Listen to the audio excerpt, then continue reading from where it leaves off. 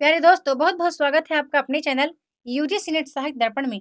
तो फ्रेंड, जैसा कि आपको पता है कि हम internet, JRF, SET, TGT, PGT, KBS, NVS, D triple SSB its examination की तैयारी इस चैनल के माध्यम से कर रहे हैं।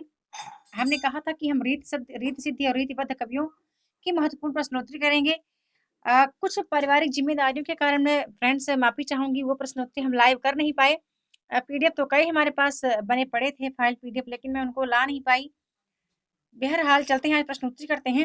हाँ, केवल हमने 10 प्रश्न लिए हैं और इन 10 प्रश्न में से कह दूं तो सभी प्रश्न चैलेंज प्रश्न ही हैं, लेकिन कुछ प्रश्नों के उत्तर हैं जो कि आपको देने हैं। तो मैं चाहती हूँ जितने फ्रेंड्स हमारे टेलीग्राम ग्रुप में ऐड हैं, वो टेलीग्राम ग्रुप वाले फ्रेंड्स हमारे सभी आंसर देंगे, ठीक है।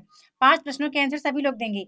तो चलिए प्रारंभ करते हैं। पहला प्रश्न देख लेते हैं। पहला प्रश्न है कि निम्नलिखित में से कौन सी रचना चिंतामण त्रिपाठी की नहीं है ना? काव्य प्रकाश, कवित्व विचार, काव्य विवेक या रस विलास। तो इसका जो करेक्ट आंसर है वो बी नंबर है, ठीक है। कवित्व विचार चिंतामण त्रिपाठी की नहीं है ना? आगे देखते हैं, अगला प्रश्न बड़ा ही इंपॉर्टेंट है। बताना है आपको कि निम्नलिखित में से असंगत बताना है।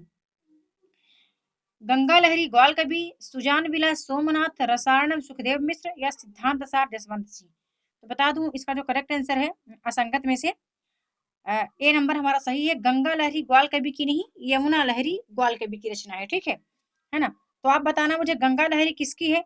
यदि गंगा लहरी ग्वाल कवि की नहीं है तो किसकी है, आप सभी मित्र बताएंगे। आगे देख लेते हैं, अगला प्रश्न दिया गया है। ये प्रश्न चैलेंज प्रश्न है, ये इसका आंसर सभी मित्र देंगे, ठीक है। मैंने कहा है कि 5 प्रश्नों के उत्तर आप देंगे। टोटल हमने 10 प्रश्न लिए हैं। 5 प्रश्न हमारे सभी मित्र देंगे। खासकर जो टेलीग्राम ग्रुप में ऐड है वो जरूर देंगे, ठीक है, क्योंकि वहां पर इसका पीडीएफ जाता है। वहां पर प्रश्न मैं टाइप करके नहीं देती हूँ। यदि यहाँ आप कर लेते हैं या जिन मित्रों को नहीं आता है वो पर्सनल मैसेज करते हैं, उनको राइट आंसर दे दिया जाता है, ठीक है। तो देख लेते हैं कि नेही महाब्रज भाषा प्रवीण और सुंदर ताहू के भेद को जाने। घनानंद के संदर्भ में यह पंक्ति किसकी है? किसने कहा है इस पंक्ति को? आचार्य शुक्ल ने, द्विवेदी जी ने, बचनाथ ने या डॉक्टर पीताम्बर दत्त बड़थवाल ने। सभी मित्र क्वेश्चन नंबर 3 का आंसर टाइप करेंगे, ठीक है। नहीं आता है क्वेश्चन मार्क टाइप करना, जो भी आता है तुक्का मारना, जैसा भी होगा आप आंसर देना, है ना? क्योंकि आपको पता है ये पीडीएफ लाइव प्रश्नोत्तरी के लिए फ्रेंड्स बने थे, लाइव मॉक टेस्ट के लिए बने थे, लेकिन कुछ असुविधा के कारण या यूं कहूं कि पारिवारिक जिम्मेदारियों के कारण मैं प्रश्नोत्तरी नहीं लेकर आ पाई। तो वहां तो आप सभी आंसर देते। यहाँ पर आपको केवल 5 प्रश्नों का आंसर देना है। आगे देख लेते हैं, अगला प्रश्न आता है कि निम्नलिखित में से किस कवि ने बिहारी सतसई की टीका नहीं लिखा है ना? इसका आंसर भी आपको देना है, ठीक है। क्वेश्चन नंबर 3 का आंसर आप देंगे, 4 का भी आंसर आप ही देंगे कि किस कवि ने बिहारी सतसई की टीका नहीं लिखा है। लल्लू लाल ने, अंबिका दत्त व्यास ने, सुरति मिश्र ने, पद्मश्री शर्मा ने या नारायण दास ने।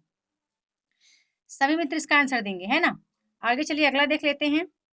अगला प्रश्न है कि पद्माकर को कवि शिरोमणि की उपाधि किसके द्वारा दी गई?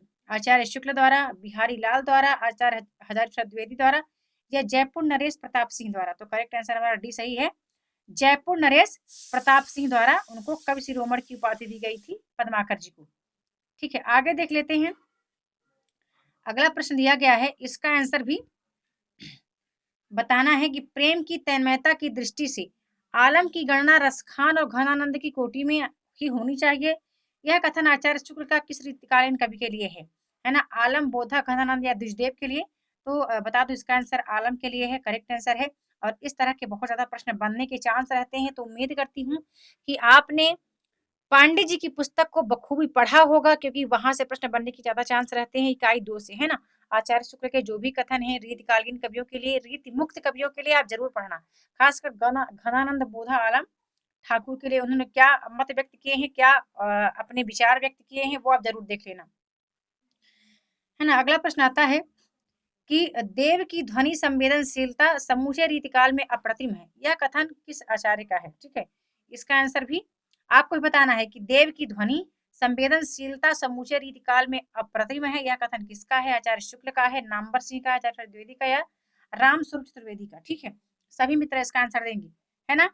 आगे देख लेते हैं, अगला प्रश्न है, आचार्य देव किस संप्रदाय में दीक्षित थे? रुद्र संप्रदाय में, शैव संप्रदाय में, सनकादि में या अनन्य संप्रदाय में? तो आचार्य देव जो है अनन्य संप्रदाय में संप्रदाय थे, दीक्षित थे। अब बता दें फ्रेंड्स, सभी प्रश्न जो है कॉन्सेप्ट पर आधारित हैं। यदि आपने विस्तार पूर्वक पढ़ा है रीतिकाल को। तो ये आंसर आप सबके लिए बहुत ही ईजी है। यदि ऐसे ही प्रश्न आप चाहते हैं तो आप कमेंट करके बताइएगा। उम्मीद करती हूँ रिकॉर्डेड वीडियो या लाइव क्लासेस लेने की मैं कोशिश करूंगी। इसका आंसर डी हमारा करेक्ट है, अनन्य संप्रदाय, है ना। आगे चलिए देख लेते हैं। अगला प्रश्न है कि रस चंद्रोदय किसकी रचना है। ठीक है, रस चंद्रोदय किसकी रचना है, ये भी आंसर आपको ही बताना है। एक आखिरी प्रश्न है और ये चैलेंजर प्रश्न भी है। ठीक है, ये चैलेंजर प्रश्न भी है, सभी मित्र इसका आंसर टाइप करेंगे कि आचार्य देव द्वारा रचित देव चरित्र का विषय क्या है। विषय बताना है आपको। संगीत विषयक लक्षण ग्रंथ है कि देव के चरित्र पर आधारित ग्रंथ है कि कृष्ण के जीवन चरित्र पर आधारित प्रबंध काव्य है कि नायक नायिका भेद का वर्णन किया गया है। ठीक है, नायक नायिका भेद प्रबंध काव्य है। बहुत ही अच्छा प्रश्न है और सभी मित्र बताएंगे कि आचार्य देव का जो देव द्वारा रचित देव चरित्र का विषय क्या है। सभी मित्र इस आंसर को टाइप करेंगे, है ना। मैंने कहा है ऑलरेडी, नहीं आता है तो आप क्वेश्चन मार्क टाइप करें। ये 10 प्रश्न इतने महत्वपूर्ण थे जो कि आपके आगामी परीक्षा में इस तरह का पैटर्न परीक्षा में लाया जा सकता है, इसलिए मैंने कुछ इस तरह के प्रश्नों को लाने की कोशिश की है। ये वीडियो आपको पसंद आए तो जरूर आप लाइक शेयर किया करें, शेयर जरूर किया करें अपने मित्रों के पास, है ना। जो लोग टेलीग्राम ग्रुप में ऐड नहीं है वो ऐड जाए, कोशिश की जाएगी क्विज सेंड करने की।